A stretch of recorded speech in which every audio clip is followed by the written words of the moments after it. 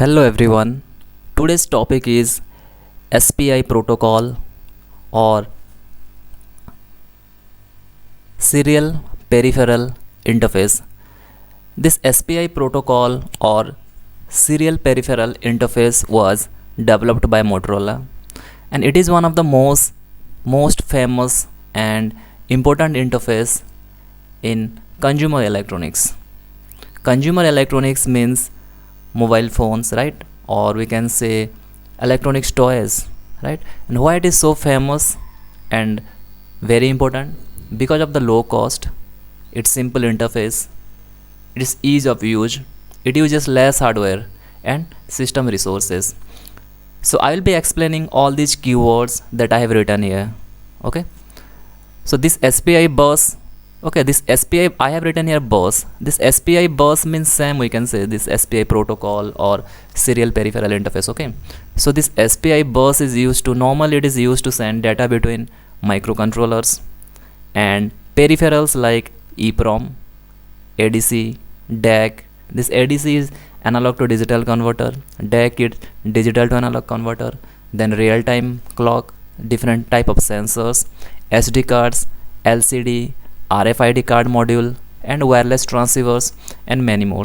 Okay, and the name suggests here serial peripheral interface, this serial word. Okay, so it is a serial communication protocol. Serial communication protocol means the data are sent serially or one after another. For example, in parallel communication, what happens? Suppose I want to send 8-bit data.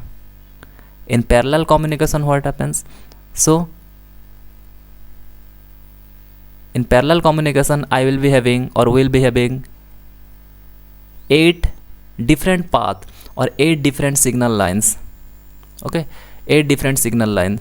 So simultaneously, not one by one, simultaneously or parallelly, we can send all this data simultaneously at one go. Okay, but in serial communication, what will happen? If I want to send 8-bit data, then first I will send 1 bit, then another bit, then another bit, then another bit. In this way we send data. So this is serially we are, means one by one we are sending data. Okay, so first 1 bit, then second bit, then third bit, then fourth bit. So over this SPI interface also, or SPI protocols also, this we send data serially. Okay, it is a synchronized data bus as master or slave. Okay, these terms, this master or slave, so far I have not explained that what is a master and what is a slave. Okay, so master means the one that is sending data. For example, here the microcontroller,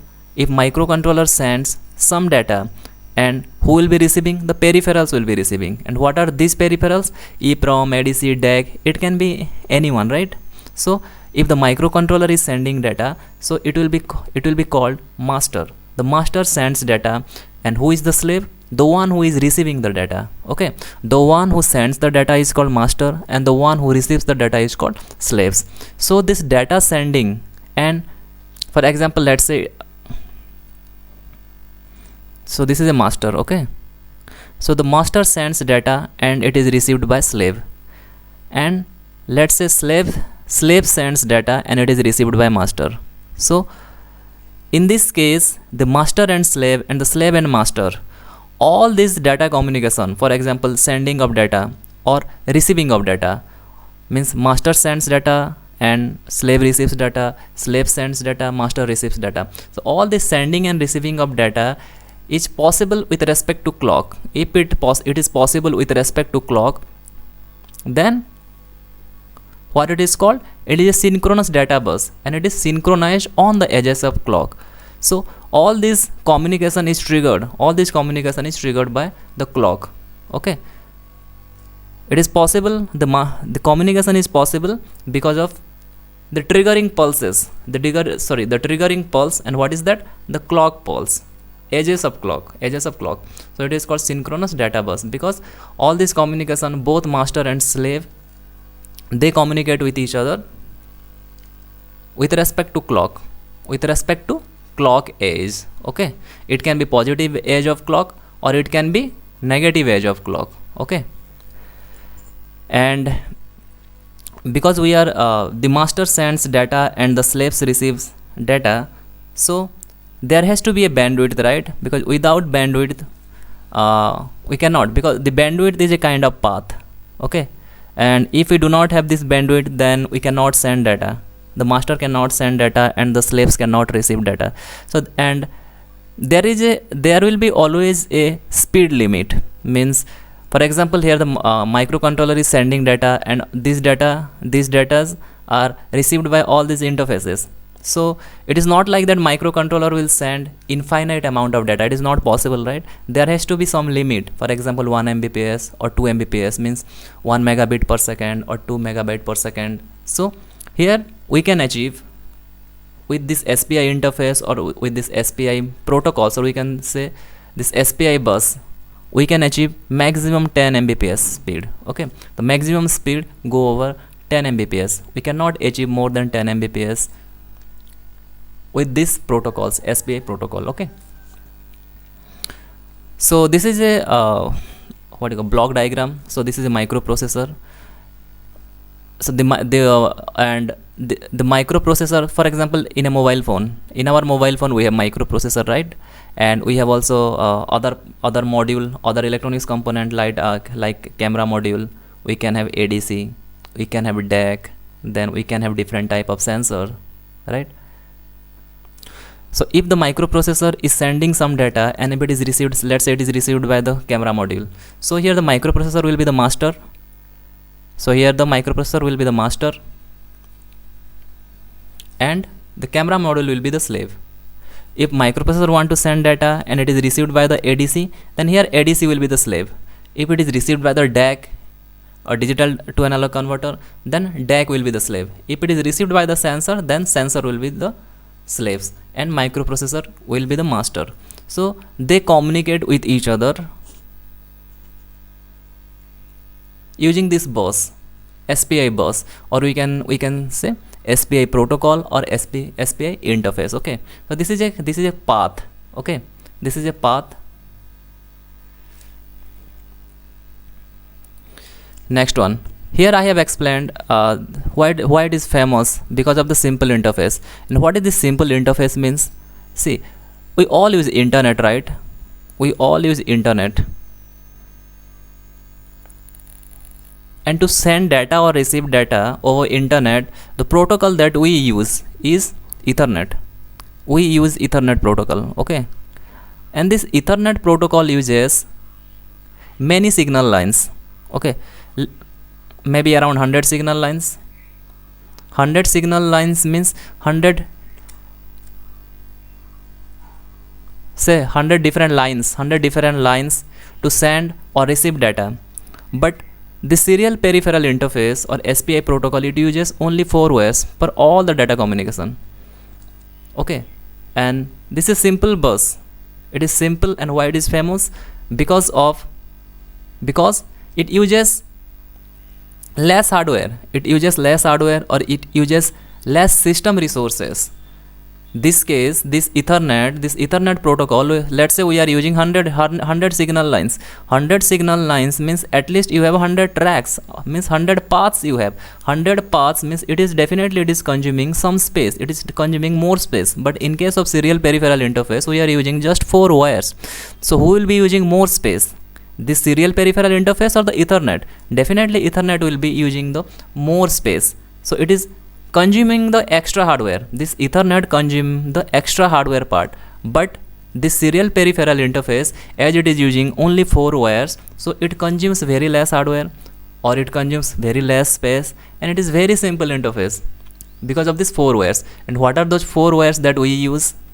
One is serial clock, S clock. One signal is serial clock. This is called S clock, means serial clock. It is used for all data communication. Okay, then the second, this is the first one. The second one is the MOSI line.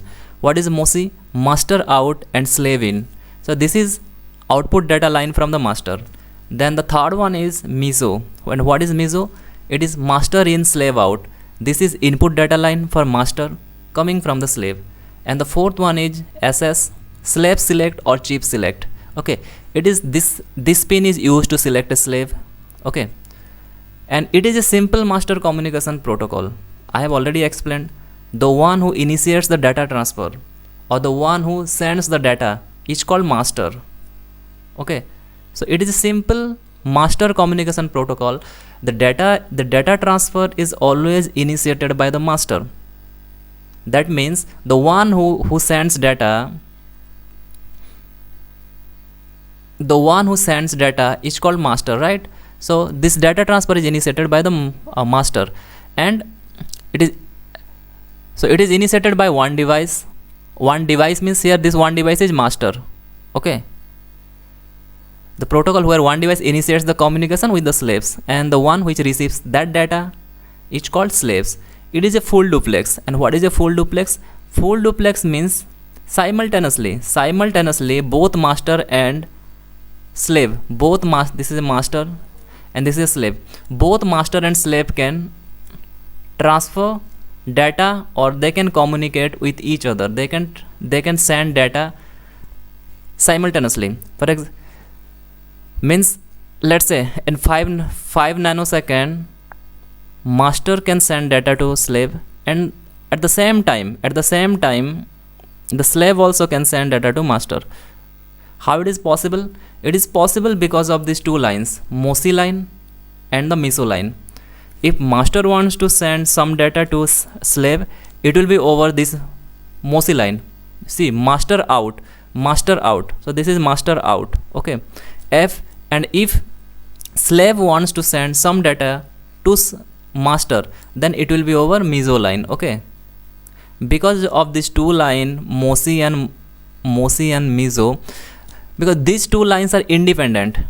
Okay, because these two lines are independent, this MOSI and MISO, so master can send data, and simultaneously at the same time slave also can send data.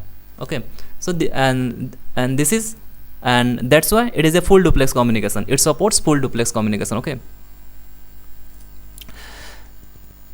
see here, so this is a master, it can be microprocessor, it can be microcontroller, or it can be any other electronics component. Okay, and the slave, for example in mobile phone, it can be microprocessor.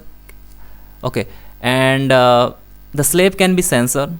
Here I have given an example, camera module. Okay, so this is a 4 lines. This SPI protocol is a 4-line protocol.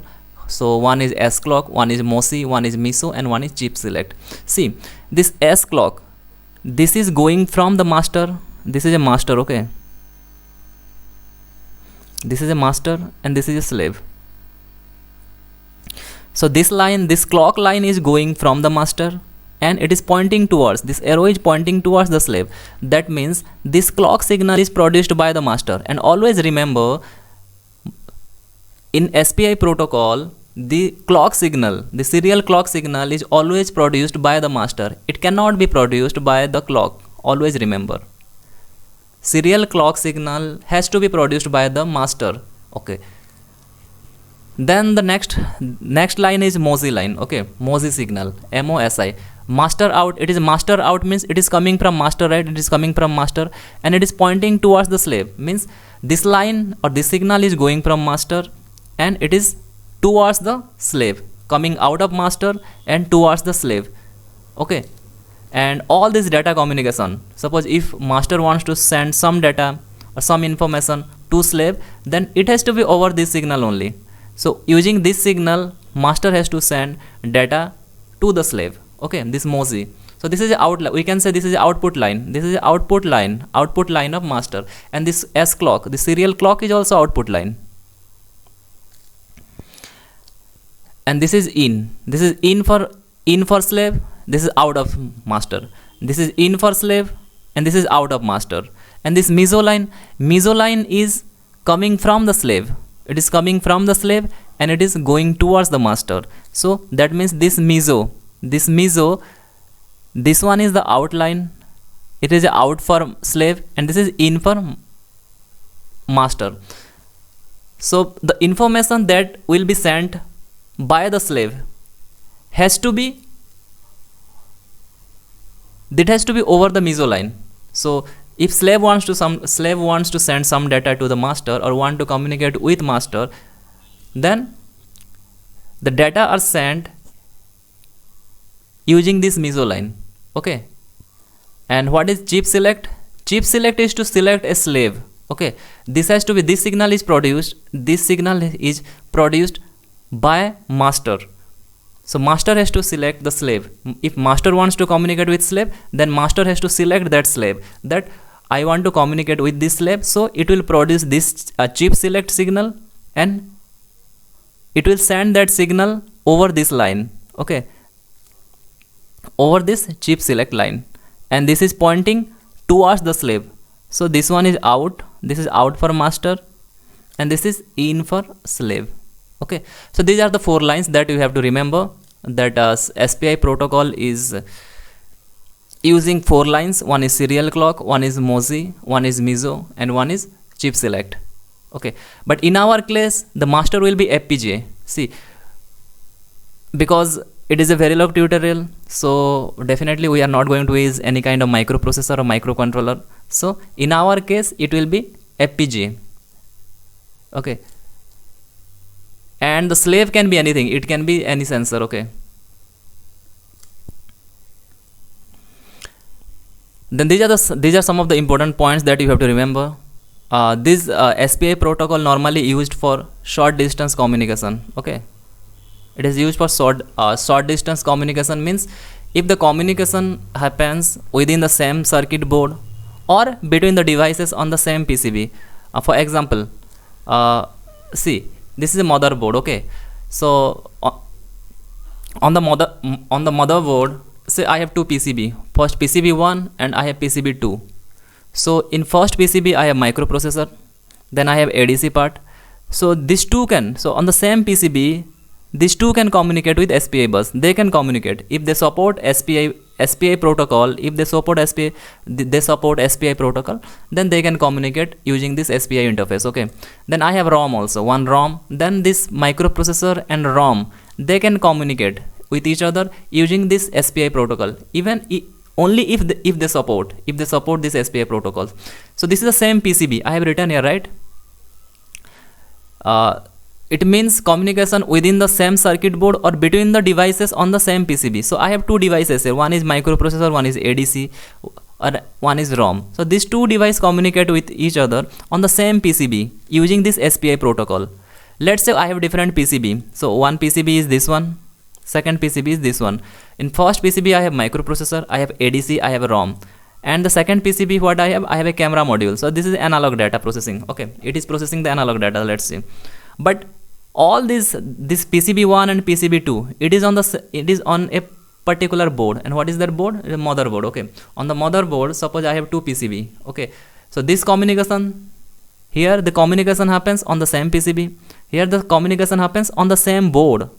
Different PCB between different PCB, but on the same board.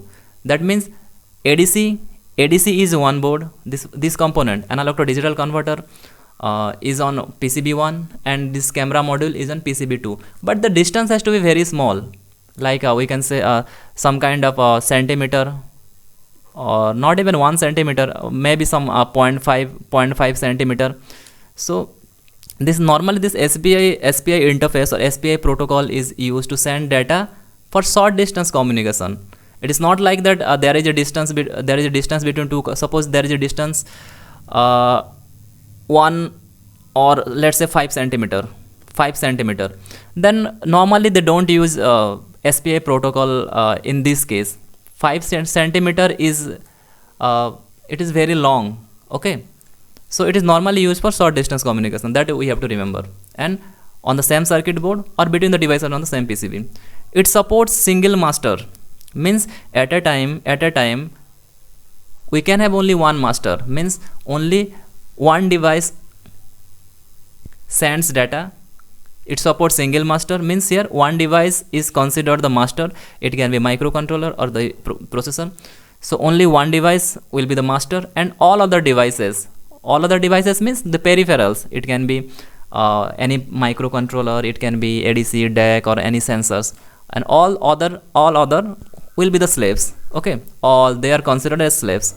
Okay, so how to know which one is slave? I have already explained. The slave receives the data, or the slave takes instruction from master. If someone is taking instruction from the master, and if it is doing something after getting that instruction, then that device is called slave. Okay. For every slave there is, so this is a disadvantage. This line you have to remember. Okay.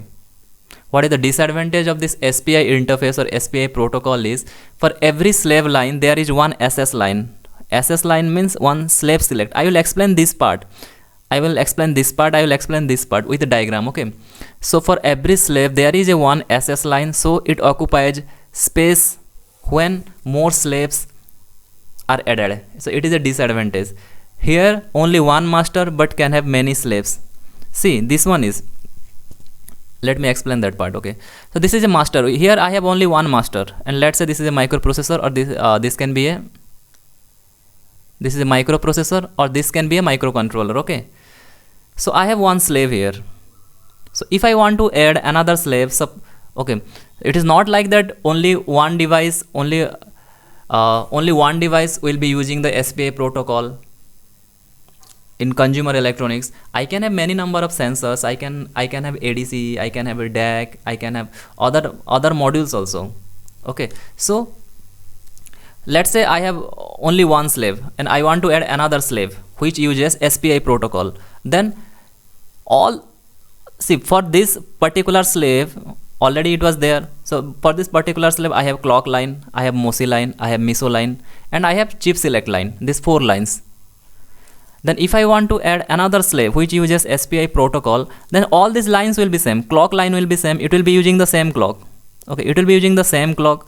It will be using the same MOSI. Okay, it will be using the same MOSI, and it will be using the same MISO line. But the chip select line will be different.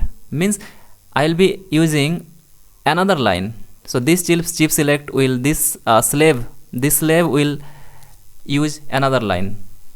If I will add another slave, let's say this is sensor 1, this is sensor 2, sensor 3. Another slave is there, or sensor is sensor, let's say sensor, and it is using the same protocol, SPI protocol. Then it will be, all these lines will be shared. The clock signal will be the same clock this slave 3 will be using. Then MOSI line also same line, MISO also same line. But here extra what we are using is the chip select line. So this is what I have written here. For every slave there is one SS lines, so it occupies more space, and this is the disadvantage, because as we are adding some extra line, one extra line, so definitely extra path is required, right? Extra path means extra lines, then extra hardware is required, so it is consuming space or area. So if you add many slaves, then suppose if I add 5 slaves, then 5 number of slave line or slave select line we have to add, and this consumes the area, and this is a disadvantage. Okay, then what it is written here? Here only one master but can have many slaves. Here I have already explained here. So here we have only one master at a time, at a particular time only one device can act as master, and all other device will act as slaves. Okay, so the SPI protocol supports only one master configuration, only one master configuration, and many slaves configuration. Okay, then it is preferable where large amounts of high speed data is not transferred. Already I have explained that maximum speed we achieve 10 Mbps. So this SPI protocol normally is used where maximum high speed data speed is not required. High speed data is not required because 10 Mbps is not much, right? So where high speed data transfer is not required, in that scenario or in that case we use SPI protocol. It is preferable. This SPI protocol is preferable. And where it is preferable? Short distance. That you have to remember. Where high speed data is not preferable, or it is not required, and if the communication between two devices is very short, then SPI protocol is preferable. Here any number of bit, this is one of the advantage. Okay, here any number of bit can be sent or received in a continuous stream. It is advantage. Means suppose suppose you have a 20 bit, because many other protocols like your I2C protocol or your CAN protocol, or we can say Ethernet protocol, they support fixed data width. So fixed data width means you can send at a time, you can send 8-bit data or 16-bit data or 32-bit data you can send. You cannot send more data. Okay. But here this SPI protocols, there is no such limit. If you want to send 20-bit data, because we are sending serially, we are sending all this data, all these bits serially. So if you have, even if you can send 8-bit data serially, one by one, you can send 20-bit data serially, we can send 30-bit data serially, we can send 40 bits also, 40-bit data serially. So here any number of bit can be sent. So there is no fixed data width. That it is an advantage, and it is very important. Okay, it doesn't have any start or stop bit. So you might be knowing that maximum protocols, okay, in order to what this error correction, okay, so there will be a term called error correction. In almost all the protocol they use error correction. So what they use extra bit for all this error correction. It can have start bit, or it can have they support stop bit. For example, if you want to send some data, then first send start bit, then send 8-bit data, then at the end of 8-bit data you send stop bit, so that the receiver will get to know that this is the last bit. But here in SPI protocol, it doesn't use such kind of bits like start bit or stop bit. So it doesn't have this overhead. This is called overhead bit. So it is a simple communication. Okay, in the first slide, if you remember, right, this is simple communication protocol, and it is low cost and simple interface, because it is using four lines, only 4 lines. And why it is ease of use? Ease of use means, again, it is a 4-line protocol. Then it is not using, even if it is not using this overhead bit like start and stop bit, or you can say error correction bit. So this is very simple. This is a very simple communication. Okay, so already I have explained this one. Okay, this same PCB and same board. Then the next one is SPI Verilog code. Okay, so today I will be now I will be showing you one simple example with the Testbench. Okay,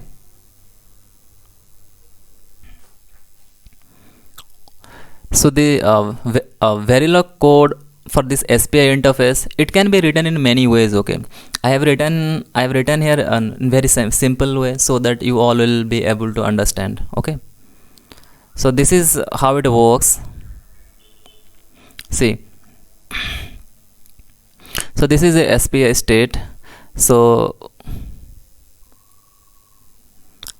you can write all these codes if you have simulator, and you try to simulate it, and definitely it will work, because it worked for me. Okay, so see here I have written here this is a SPI MOSI part. Okay, this is because output, we know that this MOSI line is output line. The serial clock is also output line, right? We had seen the let me tell you one thing. This part you remember, right? This MOSI line has to be output, this MISO line has to be in to master, then the chip select has to be output, then serial clock has to be output. So here this SPI data, see here, this is a MOSI line. Okay, this MOSI line is output, then serial clock is output, then chip select is output. Okay, and these are some extra bits that I have used. So means some of the data lines. This is the input data to show you how the data can be transferred. And this is range part. This MOSI line, the MOSI line I have declared here range. Okay, the chip select again declared range, S clock again declared range.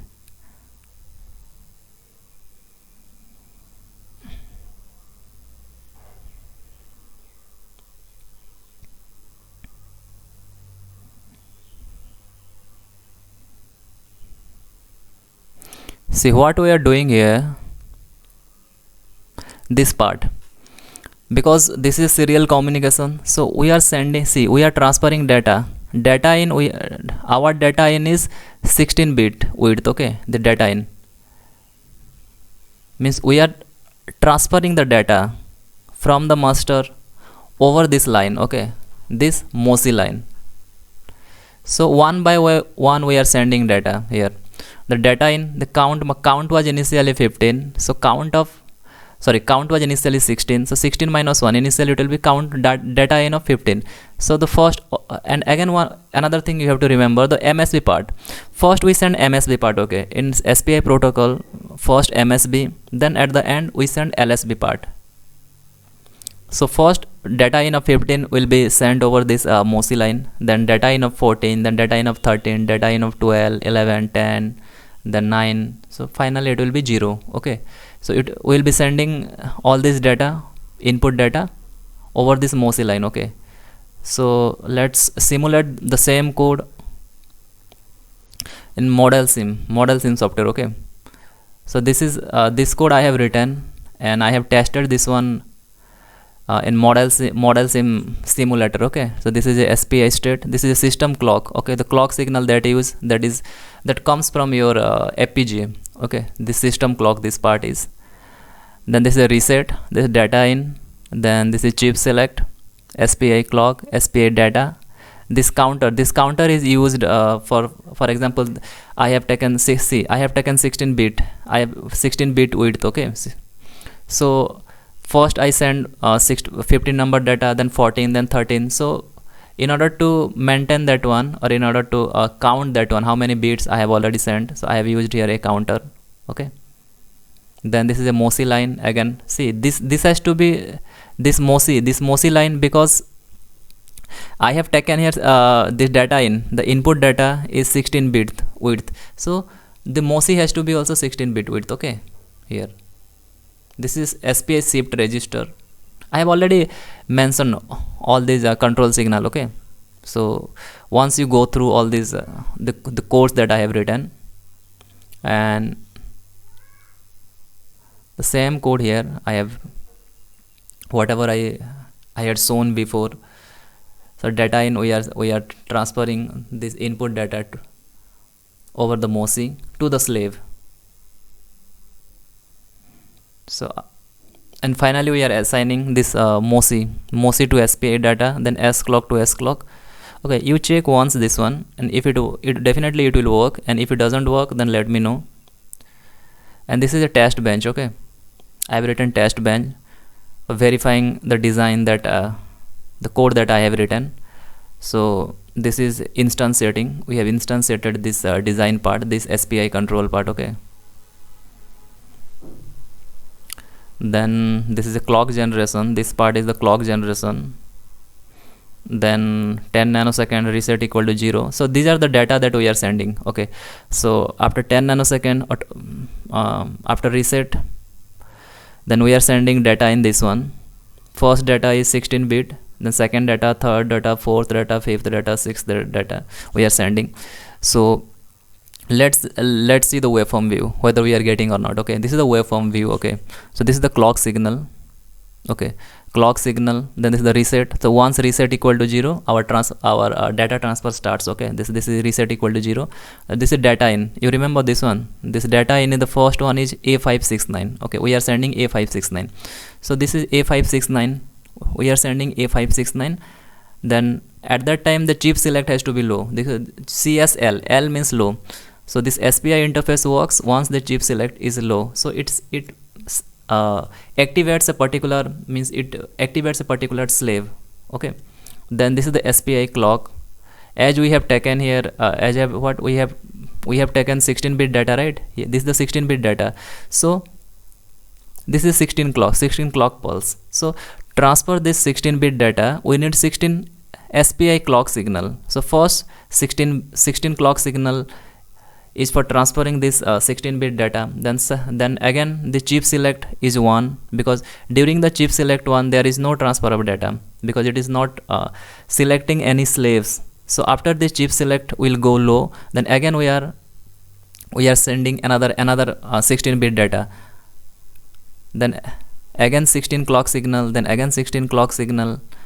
So this is my SPI data part. Okay, this A5, this is a hexadecimal A569. So this is over the this is a MOSI line. Over the MOSI line, all this data we can trace, right? So these are all MOSI line, and this one is a counter. Okay, you remember this counter part? Let me show you.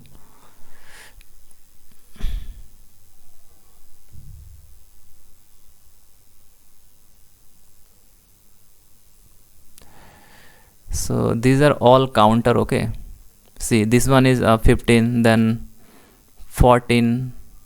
1 minute. See, now you can see, right? So this is the counter part.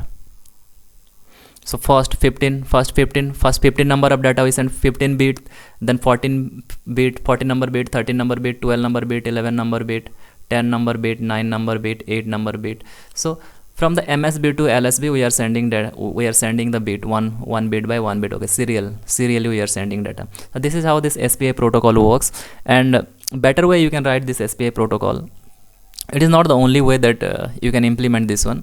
This is simple protocol, and it is not the exact real-time Verilog code. Okay, so next time in my next tutorial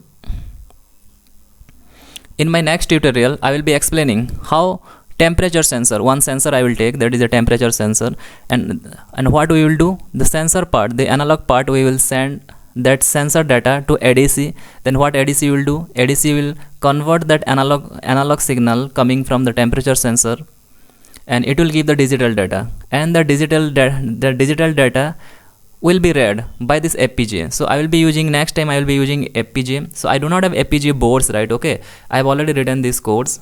Okay, so I will show you how this works, what is the procedure, okay, how to interface all these things, and I will be using one FPGA boards. So it is hardware, it is the real hardware interfacing, and it is very, very important. Okay, so how the real hardware interfacing is done using this FPGA, and how this real SPI protocol. So this is not the code that I had shown you is just a interface. Okay, so we are not interfacing any real hardware, but here next time I will show you the real hardware part. Okay, there will be ADC, there is real-time clock, there will be real-time ADC chip. Okay, ADC, then SPI protocol, then temperature sensor. So how all these four things works, the FPGA, SPI protocol, ADC, and temperature sensors. Okay, so next time I will make this content and I will upload. Okay, with the Verilog code I will upload, and I will explain each and every line of Verilog code, how the temperature sensor you can interface with the FPGA, and how this ADC part, it converts this analog part to digital part. Okay, digital data, and how this SPI protocol works.